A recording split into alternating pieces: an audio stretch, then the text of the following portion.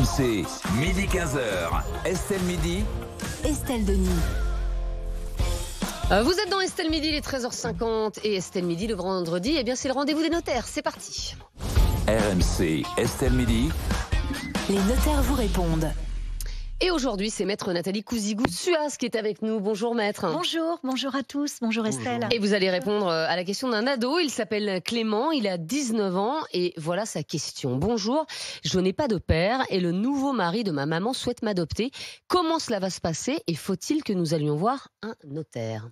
Alors la question de Clément, elle est tout à fait judicieuse parce que les notaires de France, on est confrontés justement à beaucoup de questions de la sorte lorsqu'il y a des recompositions familiales. Alors il y a l'aspect juridique, oui, Clément devra donner son consentement devant un notaire. Mais ça ne suffira pas, il faudra aussi que ce consentement, avec le consentement du mari de sa maman, soit porté devant le tribunal. Le tribunal vérifie si tout est correct et tout est bien dans l'intérêt de la famille. Donc c'est tout à fait possible, effectivement. Ce qu'il faut savoir, c'est que Clément, du coup, sera adopté par le nouveau mari de sa maman, mais il sera adopté simplement. Ça veut dire que adopté simple, vous avez deux familles. C'est-à-dire que Clément va rentrer dans la famille de son nouveau papa, mais gardera l'ancienne famille. C'est ce qu'on appelle l'adoption simple. C'est-à-dire que Clément aura deux familles. Il aura la famille du côté de sa maman et de son père biologique, mais il conservera des liens et il aura aussi des liens avec cette nouvelle famille. En fait, il aura les deux branches. Il ne perd pas par cette adoption les liens avec sa famille par le sang. C'est ce qu'on appelle l'adoption simple parce qu'il a plus de 15 ans, Clément. D'accord. Alors tout ça, effectivement, c'est intéressant, mais il faut vraiment que ça corresponde à une véritable affection familiale. C'est-à-dire qu'il ne faut surtout pas que ce soit quelque chose que l'on fasse dans un souci patrimonial pour essayer de transmettre des biens.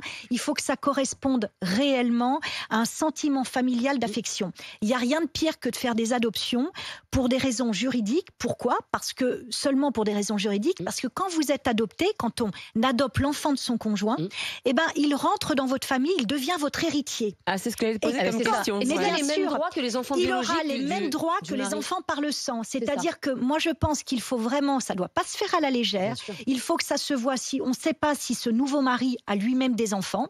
Donc, je pense que c'est un projet familial. Il faut vraiment que ça corresponde à un véritable projet parce qu'il aura autant de droits que les enfants biologiques. Tout à fait. Et l'intérêt, c'est quand c'est l'enfant du conjoint, eh bien, les droits de succession, ce qu'on paye au fisc, vous savez que malheureusement, quand on hérite, il y a le fisc qui est en embuscade. Eh bien, ça sera les mêmes droits de succession qu'un enfant par le sang. Donc, autant se faire adopter par quelqu'un de riche pour avoir un héritage. Oui, ou riche de ses yeux tranquilles, pourquoi pas. C'est quelqu'un qui l'aime. Oui, là, c'est quelqu'un qui l'aime. Et c'est d'autant mieux. Et ce qu'il faut savoir, Estelle, c'est qu'on ne souhaite pas le malheur, mais si la maman se sépare avec le mari, eh ben, ça sera toujours le père. Donc les liens, un enfant, on le renvoie pas à la boutique, j'ai envie de vous dire. C'est ce que je voulais donc vous voilà, demander. c'est un maniaque précaution familialement. Est-ce qu'on peut se faire désadopter ? Alors c'est très difficile. L'adoption plénière, c'est-à-dire que quand ça rompt tout lien avant 15 ans, c'est fini. C'est vraiment un enfant, vous l'avez pour la vie. Simplement, après 15 ans, c'est le cas de Clément, on peut se faire désadopter. Mais c'est très compliqué et il faut vraiment des raisons. Il ne s'agit pas d'avoir claqué la porte ou d'avoir dit « tu m'ennuies », pour être poli. Nathalie Cousigou-Suas, est-ce qu'on peut se faire adopter par n'importe qui, entre guillemets ? C'est-à-dire qu'en fait, est-ce qu'on est obligé de se faire adopter par quelqu'un parce qu'il y a un lien avec ses parents, ou on peut se faire adopter finalement par qui on veut ? Alors, il y a des conditions quand même, il faut que ça corresponde, le tribunal va vérifier quand même que cela corresponde à une véritable situation quasiment de filiation. Ça peut pas être n'importe qui, ça peut pas être une fraude par exemple pour pouvoir hériter d'une personne. Ah oui, non, mais quand bien même, ah bon, Estelle, ça me rassure.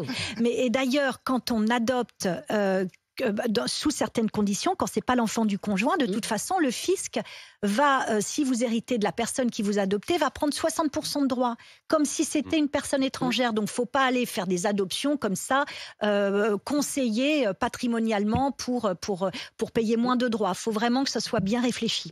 Ça représente combien de cas, ce type d'adoption en France chaque année ? Dans mon étude et avec la plupart de mes confrères, moi j'en ai à peu près, j'ai pas une grosse étude, mais il y en a à peu près 3-4 par mois quand même. Au moins j'ai des questions.